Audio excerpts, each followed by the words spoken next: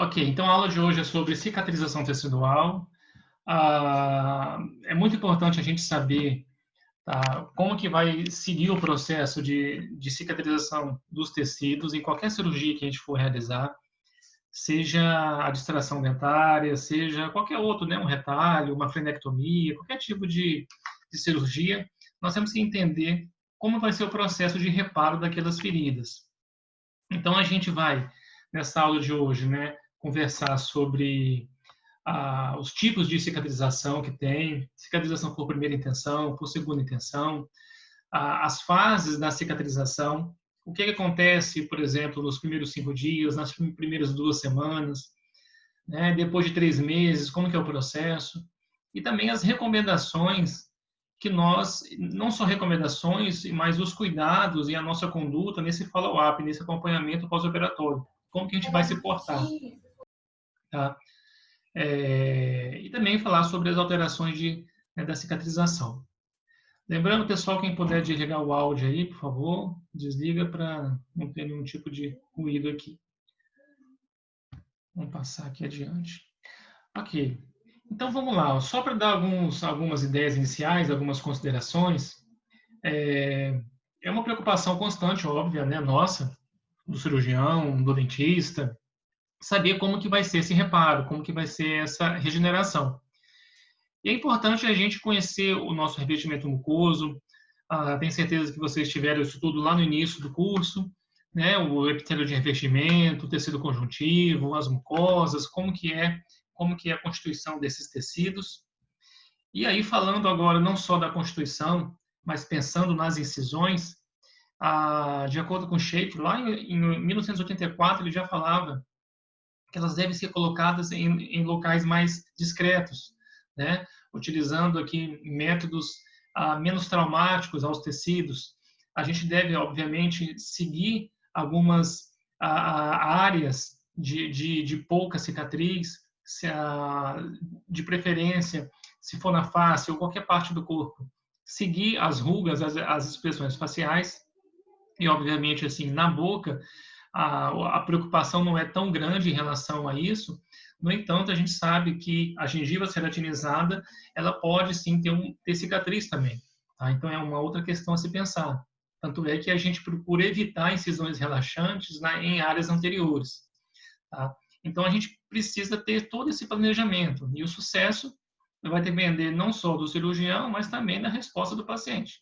E é sobre isso hoje que nós vamos conversar. A resposta específica da cicatrização daquele tecido operado. E aí, para se obter melhores cicatrizes, né, como eu falei, as incisões devem acompanhar essas dobras naturais do corpo, das rugas faciais. E aqui, ó, uma cicatriz que cruze linhas de expressões faciais, ela vai ter uma tendência a ser retrátil ou hipertrófica. Então, é isso que nós devemos evitar. E aí eu trago para vocês também esse conceito muito interessante da gente realmente pontuar aqui o que é regeneração e o que é reparo, ou reparação de feridas. Tá? E também o que são defeitos ósseos de tamanho crítico. Pessoal, se tiver qualquer dúvida, vocês podem já ir perguntando, tá? Então, assim, o que a gente entende e vê na literatura, com os artigos, eu coloquei alguns artigos que são clássicos aqui na literatura, a gente vê muito o termo cicatrização. Se vê no inglês, você vai ver healing, né, que é a cicatrização de feridas. E aí, então, a gente entende que a cicatrização é um termo amplo e ela se refere, seja uma regeneração ou um reparo. O que seria, então, uma regeneração? É quando todos aqueles constituintes celulares perdidos, eles conseguem formar novamente, tá? Em sua característica histológica, em sua forma, em sua função. E quando é reparo? É quando eu não consigo formar 100% daquele tecido perdido. E aí eu vou produzir um tecido que vai substituir, tá? Normalmente o tecido conjuntivo. Então, o termo cicatrização se refere a tanto regeneração quanto reparo. Então, nós temos essas definições diferentes.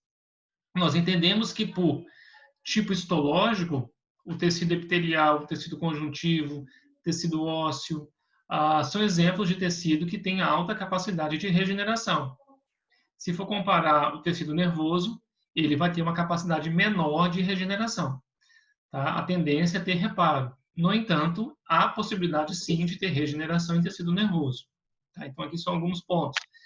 E uma outra coisa que é muito importante, pensando agora na nossa área, puxando o lado para a gente, é falar de tecido ósseo, que, embora o osso ele tenha uma capacidade espontânea de regeneração e ter uma neoformação óssea, a constituição óssea neoformada, após uma fratura, após uma extração dentária, a gente tem que entender que, dependendo do defeito ósseo, o organismo pode não formar novamente aquela quantidade e aquele formato, aquela morfologia óssea novamente.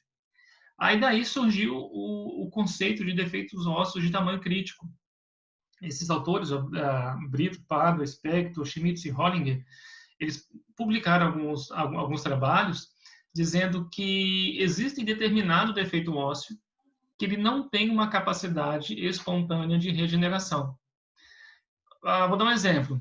Se você pegar uma broca, essas brocas cirúrgicas esféricas aí para extração dentária, e fizer uma perfuração no osso, de mais ou menos uns 4 milímetros de diâmetro, é provável que o osso vai regenerar totalmente. Agora vamos alargar o diâmetro dessa broca. Vamos usar uma broca de, sei lá, uma espessura grande. Vamos fazer um defeito de 1 centímetro. Será que vai formar osso de novo? Vamos fazer um defeito maior agora, de 2 centímetros. Será que vai formar osso de novo? Tá? Então, essa regeneração ela é totalmente dependente do tamanho do defeito ósseo também. Ok?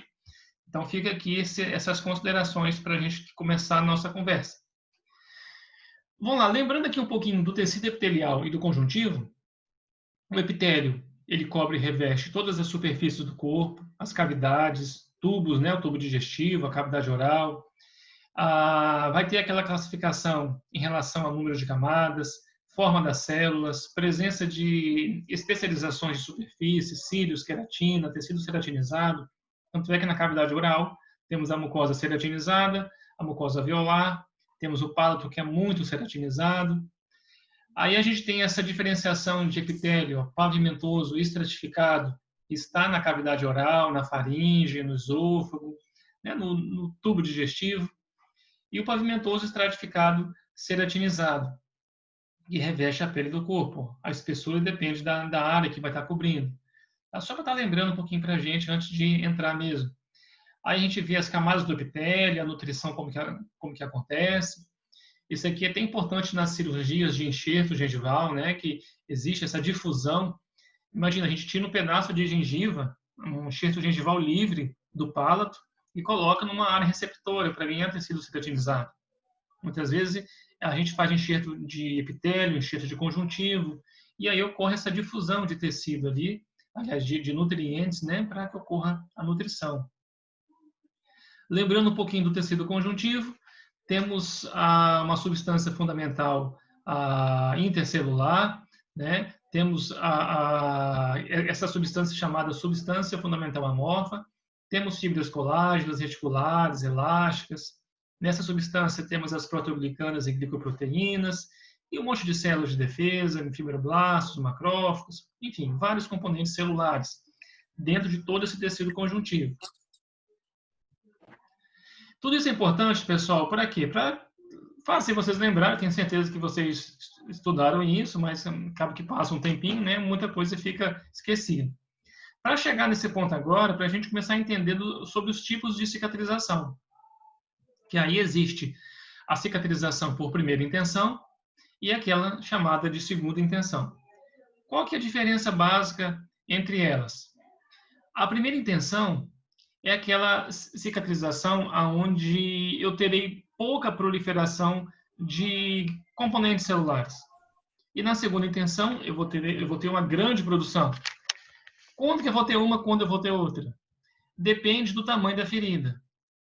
Exemplo, uma extração dentária é um exemplo clássico de cicatrização por segunda intenção. Por quê? Imagina, você vai extrair um dente. E aí você vai ter um alvéolo dentário, você vai ter uma cavidade óssea. O organismo vai entender que aquilo ali precisa fechar. vai entender que aquilo é um defeito ósseo. Então, aquele espaço vazio vai começar a formar tecido ali, que obviamente vai se diferenciar em tecido ósseo. Nós vamos entender aqui um pouquinho. Então, ó, falando da primeira intenção, a grande característica dela é a relação entre as bordas da ferida. Normalmente, incisões que eu tenho uma distância de menos de 1 milímetro entre as margens da ferida, vai me dar uma cicatrização por primeira intenção. Se falar de osso, ao invés de tecido mole. Ok, se você teve uma fratura de mandíbula, uma fratura de qualquer de fêmur, né, de cotovelo, de úmero, enfim, se você tiver os cotos aproximados, tá, em torno aí de 1 a 2 milímetros, você vai ter uma cicatrização por primeira intenção. A vantagem é que você vai ter uma menor produção de tecidos para preencher aquele defeito. É essa a grande vantagem. Então, exemplos, incisões bem reparadas, fraturas ósseas bem reduzidas, reanastomoses de nervos, né, que foram danificados. Então, a grande característica dessas cicatrizações são essas feridas que estão próximas, né, as bordas estão próximas. Agora eu vou pontuar alguns exemplos aqui para vocês. Esse aqui, ó, é um exemplo de uma remoção de uma lesão cística, um cisto dermoide em lábio, na pele de lábio. Então, é feita uma incisão elíptica em volta da lesão, tá? E aí é feita a sutura. Olha que interessante. Embora você faça uma cunha, você remova toda a lesão e fique esse defeito ósseo, se faz uma divulsão tecidual para aproximar as partes internas do tecido lá dentro, né, o tecido conjuntivo, e aproximar a pele. Aí, com isso, teremos uma cicatrização por primeira intenção. Se eu não suturasse isso aqui, iria acontecer uma cicatrização por segunda intenção, iria ficar uma baita de uma fibrose. Teria uma cicatriz, tá? Uma cicatriz hipertrófica, e não uma linhazinha de incisão apenas, que vai gerar uma cicatriz mínima. E aí eu trago essa imagem aqui para ilustrar também o que é importante muitas vezes. Olha, a gente pensar na sutura, que a sutura ela deve ocupar todos os planos do acesso cirúrgico. Quando a gente opera os nossos pacientes, as incisões que eu mostrei para vocês, normalmente você já faz a incisão e você praticamente já está tocando no osso. Então são incisões, eu diria, bem superficiais. Na boca a gente não vai ter muitos planos profundos para ir adentrando. A não ser que você faça uma cirurgia de língua, tirar uma lesão grande de língua, na região de mucosa jugal, no fundo de vestíbulo. Algumas incisões na região de mento, tem um plano muscular. Tá? Mas a ideia é o quê? Cirurgias com incisões profundas, você vai precisar fazer sutura também por planos. Tem uma perguntinha aqui no chat, deixa eu ver o que é.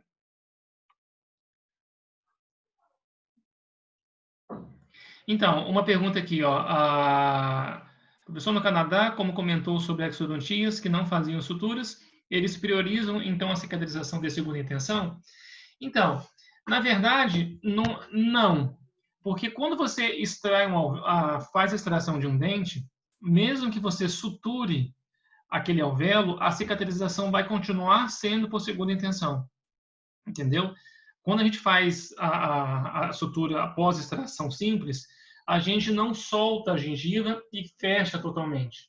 A gente mantém aquilo aberto. No entanto, os pontos são só para manter o coágulo. Eles ficam meio que suspensos sobre um coágulo recém-formado, para que você venha reter esse coágulo. Então, da mesma forma, vai ocorrer a cicatrização por segunda intenção. Tá? Se não der ponto, vai ocorrer também da mesma forma a segunda intenção. Só que o problema é o quê? Que é mais fácil o coágulo sair, aí pode sangrar, aí demora a cicatrizar, pode cair algum detrito, é mais fácil. Tá? Então, você tem outras complicações que vão postergar esse processo de cicatrização. Então, aqui, ó, esse exemplo que eu estava falando, essa imagem é bem explicativa, né? Se você tem uma incisão profunda, devemos suturar as camadas internas Obviamente, normalmente se faz com fios absorvíveis, esses pontos internos, e depois fazer a sutura da pele. Isso com o objetivo de você evitar a formação de espaço morto. O que é espaço morto? É isso aqui, ó. Olha aqui, ó, um ponto grande dado, ó, tá? Só que deixou um espaço lá sem estar unido, sem estar coaptado. Esse espaço lá dentro, ele vai virar uma cicatrização por segunda intenção, lá dentro. Tá? Só que o problema é o quê? Por reter coágulo, pode ter uma tendência a infectar. Na verdade, ele fica, eu diria, mais propenso a uma infecção, tá? Pelo sangue ser um meio de cultura. Então, por isso que se evita, né? Se dá os pontinhos em cada camada para não ter esse problema. Então, aqui mostrando, ó, como que vai ocorrendo essa cicatrização circunferencial e vai fechando. Vai fechar, tá? Uma hora vai fechar, só que vai demorar esse processo. Outro exemplo, olha, uma lesão maior, um carcinoma de lábio inferior. Olha aqui o tamanho da ferida, olha. Então tá aqui o esqueminha, né, tirando a lesão. Normalmente aqui quem faz é a cirurgia de cabeça e pescoço. É uma foto de livro aqui, mas ela é bem explicativa. Foi uma incisão muito bem desenhada. Olha só, o defeito ósseo enorme. Mas aí a sutura ficou bem alinhada, né? E aí seguiu, ó, as rugas e expressões faciais. Então esse defeito ósseo enorme vai ter uma cicatrização por primeira intenção. Agora já casos nossos, ó, frenectomia lingual. O freio ele é removido e aí você divulsiona e sutura normalmente, bordo com bordo de incisão. Tá? Então, por mais que esses exemplos eles estão sendo para explicar, por mais que você retire um tecido patológico ou uma alteração, como é um freio, é possível sim você ter cicatrização por primeira intenção. E esse é o objetivo nosso das nossas cirurgias, a não ser que a situação anatômica não permita, como é o caso de uma extração dentária. Olha aqui mais um exemplo, uma cirurgia para fazer uma alveoloplastia, né? Algumas espículas ósseas foram feitas umas osteoplastias em algumas áreas, sutura aquela contínua festonada, mas é mais um exemplo, né? Que eu vou ter bordo de ferida com bordo de ferida. E aí eu tenho pouca produção das fibras colágenas, né? Pouca migração epitelial, então fica muito mais fácil.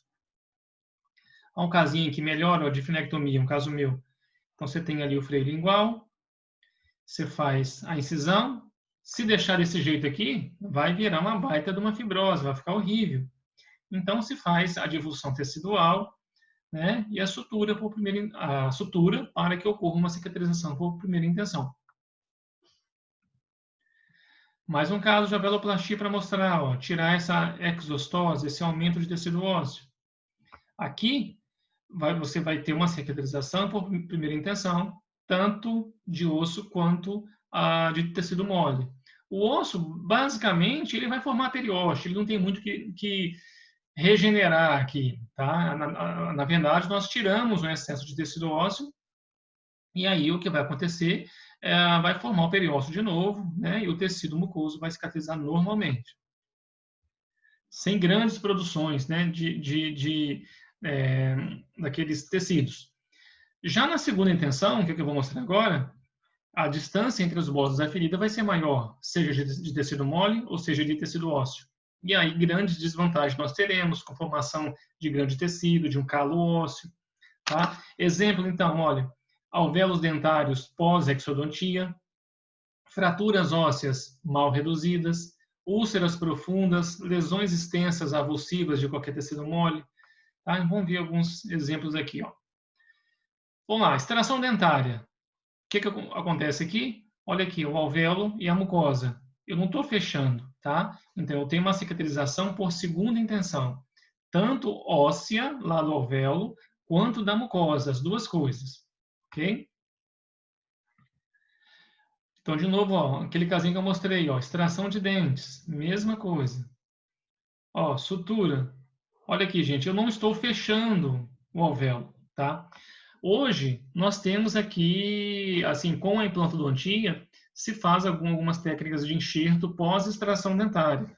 Então, se esse caso eu fosse fazer enxerto, eu teria que necessariamente cobrir isso aqui. Eu teria que fazer uma incisão intrasucular ou com relaxante, iria puxar todo esse tecido vestibular para fechar aqui na palatina. Se eu fizesse isso, eu teria o que aqui? Eu teria uma cicatrização por primeira intenção na mucosa e uma cicatrização por segunda intenção no osso. Aí eu teria os dois tipos. Então, olha aqui, ó, enxerto gengival, mais um exemplo, ó, cicatrização de segunda intenção. Eu tiro esse tecido aqui e olha como fica cruento. Olha só, pessoal, isso aqui, deixa eu ver se eu tenho a foto da sutura, só um pouquinho. Não, da sutura de cima não. Mas no palato, só para vocês entenderem, a gente sutura o palato, não é para fechar a borda de ferida com outra, porque não tem como, isso aqui fica aberto, cruento. A sutura é para comprimir e reter coágulo. Então, vai crescer espontaneamente aquele tecido, tá? Ele vai começar a se formar. Então, aí se trata de uma cicatrização por segunda intenção, que não tem bordo nem próximo um do outro. A mesma coisa na área receptora. Tá vendo? É uma área que a gente incisou, fez o leito receptor. A incisão foi feita aqui em cima, ó, na minha seta, na linha mucogengival. Foi feito 2 relaxantezinhas de cada lado. E o retalho daqui de cima, ele foi suturado embaixo. Ele foi reposicionado apicalmente. E aqui ficou o leito para a área receptora. Recebeu o enxerto. Então, aqui é uma cicatrização por segunda intenção. Mesma coisa. Então, aqui, olha aqui o exemplo, ó, de caso de dentes inclusos.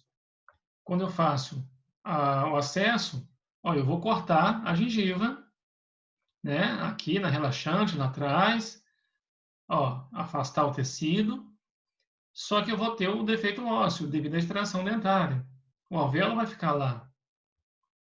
Ó, extraindo o dente incluso, o alvéolo vai ficar aberto. Mas na hora que eu fecho, o que acontece? Fechei tudo. Então, o que eu tenho aqui? Eu tenho uma cicatrização por segunda intenção lá dentro do alvéolo e uma cicatrização por primeira intenção aqui na linha de incisão. No entanto, não sei se vocês lembram lá dos princípios de incisões, nós não devemos fazer incisões sobre áreas a serem extraídas, dentes inclusos, por exemplo. Aqui, perfeito, tá? Aqui atrás, pode ser que ocorra um colapso desse retalho, ocorra uma deiscência desse retalho, ele abra. Por quê? Porque ele está em cima do alvéolo. Mas aqui não tem jeito. Embora o planejamento seja evitar essas incisões em cima de áreas a serem extraídas, nessa região distal de terceiros molares a gente não tem opção. Tá? Então aqui pode ter uma cicatrização por primeira intenção, mas se houver uma deiscência, aí vai virar tudo por segunda intenção aqui atrás. Ok? Alguma dúvida por enquanto, pessoal? Estão entendendo tudo? Estão indo devagar, rápido? Está tudo certo? Estão me ouvindo bem? Tudo certo, professor. Sim, professor, se puder ser um pouquinho mais devagar. Tá bom, vamos lá. Qualquer dúvida, vocês me param, tá? Estou tentando ser o mais devagar possível. Ó, fases da cicatrização agora. Então, o que eu falei inicialmente foi o quê? Foi o tipo de cicatrização. Vai ser primeira intenção ou segunda intenção. Agora, são fases. O que quer dizer fases? Eu vou ter uma sequência. Essa sequência vai ser tanto da primeira intenção quanto na segunda. Eu vou ter períodos chamados de inflamatório, fibroblástico e de remodelação. Tanto a cicatrização por primeira ou segunda intenção, seja tecido mole, seja tecido ósseo, vai passar por essas fases. Isso vai acontecer. Vamos falar de cada uma delas. Período inflamatório. Pensem comigo, para ficar fácil de entender. Qualquer cirurgia, gente, não incha, não fica doendo depois? Então, é esse período, é o período inflamatório. Então, existe o estágio inflamatório normal da cirurgia. Aí o paciente fala, a minha cirurgia inflamou. Óbvio, toda cirurgia inflama. Tem que inflamar. porque é o processo natural da cicatrização. Tem que passar por isso, tá? Normalmente dura de 3 a 5 dias, em condições normais. Se ficar 7 dias, 10 dias com um processo inflamatório, aí significa problema. Você pode ter ali um corpo estranho, uma infecção, qualquer outra alteração desse processo inicial que esteja prolongando ou querendo perpetuar o processo inflamatório, ok? Mas se você pensar que a agressão cirúrgica foi a única agressão que esse paciente teve, ou seja, não tem nenhum outro agente estimulador, apenas a cirurgia, então é normal que até 5 dias ocorra esse edema, o pico do edema ali nos primeiros 2, 3 dias, e já começa a regredir. Ok? Deu 10 dias. Ou então o paciente fala, doutor, inchou, mas aí melhorou e voltou a inchar. E começou a doer de novo. Aí significa que a sua cirurgia infectou. Tá? E aí o estágio inflamatório está se prolongando. Então, nesse período normal, teremos aqui uma fase vascular, que eu terei vasoconstricção, vasodilatação, liberação de histamina, prostaglandinas, todo aquele transudato plasmático inflamatório, células de defesa, edema. Então, é a característica da inflamação, aqueles mediadores químicos da inflamação, ok? E aqui, mostra aqui, né, a arteríola, né, o capilar, a ação aqui, né, dessas substâncias. Mostra aqui também os vasos, só para ilustrar. E existe também depois, além da fase vascular, que é a liberação dessas substâncias, tá? Você vai ter edema também aqui, gente, tá bom? Vai ter líquido que vai para os tecidos. O líquido vai sair do sangue e vai ficar nos tecidos. Com isso, vai aumentar o volume. Isso é o edema. E o edema acontece normalmente aí claro que aos 5 dias, mas o pico vai aí do 2º para o 3º dia. E aí começa a regredir. E falando da fase celular, a gente pensa nas células de defesa, sistema de complemento, as células de defesa mesmo, né? Macrófagos, neutrófilos. Aí aqui a gente já puxa aquela nossa formação das nossas linhas de defesa, que a tendência é aumentar um pouquinho de neutrófilo. Ali, monócito talvez no momento mais tardio, mas normalmente não vai aumentar tanto.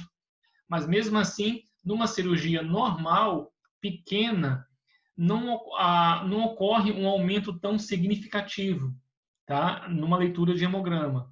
Agora, se for uma cirurgia grande, um baita do enxerto, ou uma cirurgia, sei lá, ortopédica, aí sim você vai ver alterações no hemograma, tá? Desses componentes celulares.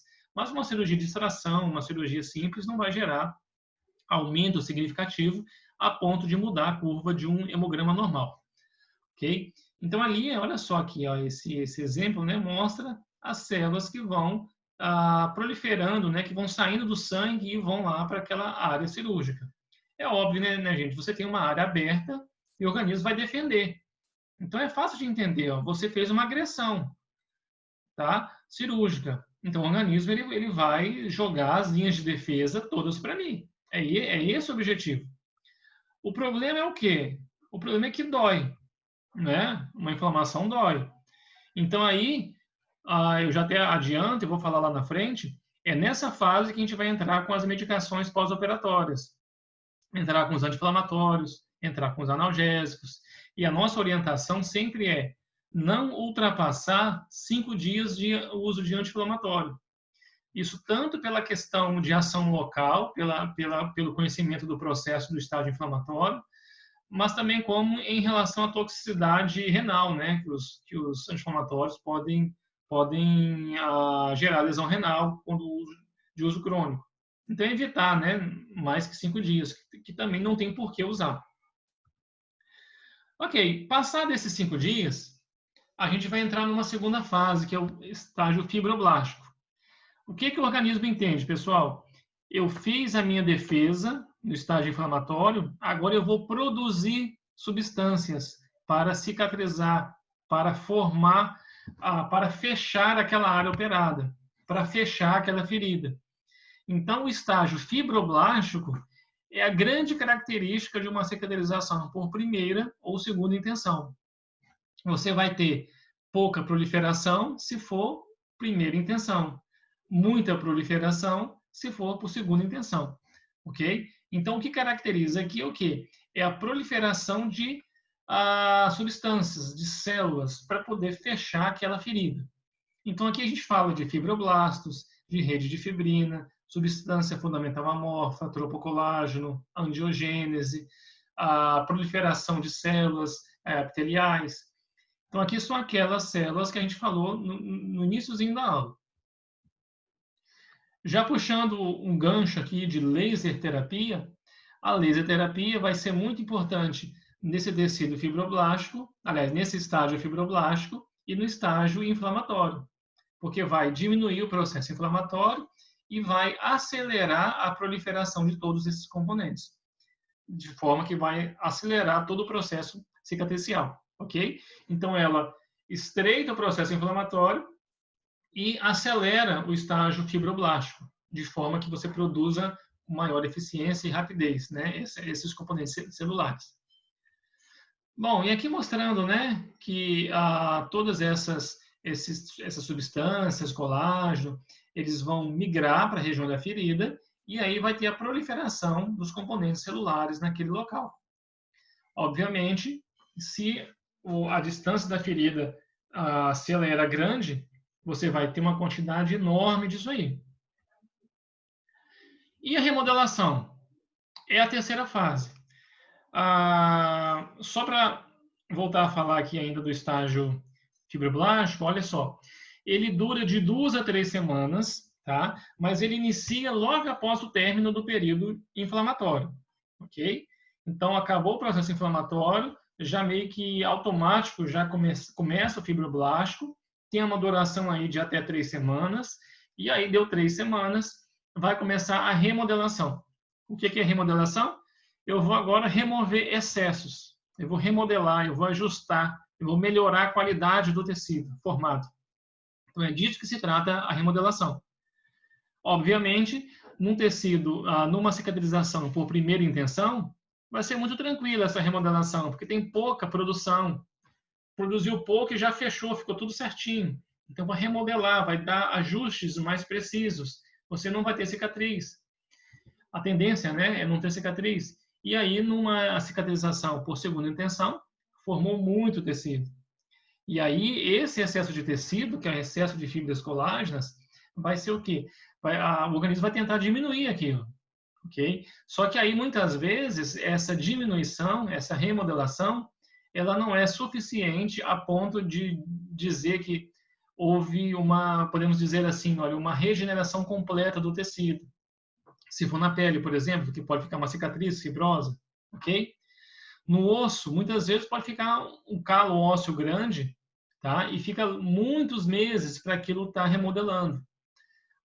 Já puxando para o osso, a tendência numa fratura óssea, é formar um calo ósseo no processo, na segunda fase, né? Essa fase fibroblástica, chamando. Mas aí ocorre esse calo ósseo e a remodelação fica aí meses até moldar aquele osso todo certinho, de forma que você não saiba mais onde estava a fratura. Muito bem, então, além dessa remoção de excessos, diminui a vermelhidão, obviamente, né? Começa a contrair a ferida, tudo isso vai acontecendo. Professor? Oi. Essa de... Volta o slide, fazendo um favor. Sim. Essa remodelação, muitas vezes ela não vai ser suficiente, aí o que acontece quando é no tecido, sem ser no osso? Então, pensa numa pele, né? Se você fizer um corte aqui na pele e não der ponto, não aproximar a ferida, tá? O que vai acontecer? Vai formar muito tecido colágeno para poder ocupar aquele espaço perdido, e aí você vai ter uma área ali fibrosa. Uhum. Essa área fibrosa, ela vai começar a remodelar, vai remodelar. No entanto, nunca aquela pele bonitinha vai ficar igual estava antes. Por quê? Porque você formou muito tecido colágeno embaixo, entendeu? Vai acabar que o epitélio vai migrar por cima? e vai juntar o epitélio. No entanto, a grande quantidade de tecido fibroso que ficou embaixo, ela atrapalha esse processo É e por isso que a de segunda intenção, então, fica com muita cicatriz, com isso, aquela cicatriz feia? é isso aí, isso aí, Ah, tá. Bom, Obrigada. isso aí, ok? professor, e a queloide? Oi, E a queloide? aquela onde eu vou falar, logo na frente eu vou falar, tá bom? Tá, obrigada. E aí, trazendo essas informações aqui, pessoal, em menos de um minuto vai cair, tá bom? Aí a gente entra de novo. Se eu demorar um pouquinho a entrar, é porque está rodando aqui o Zoom para fazer o backup da gravação. Cai logo, professor, aí você já pega o ritmo de novo, senão interrompe no meio da sua fala. Ok, então. Aí a gente volta. Então, estou encerrando. Beleza. Deixa eu tirar aqui.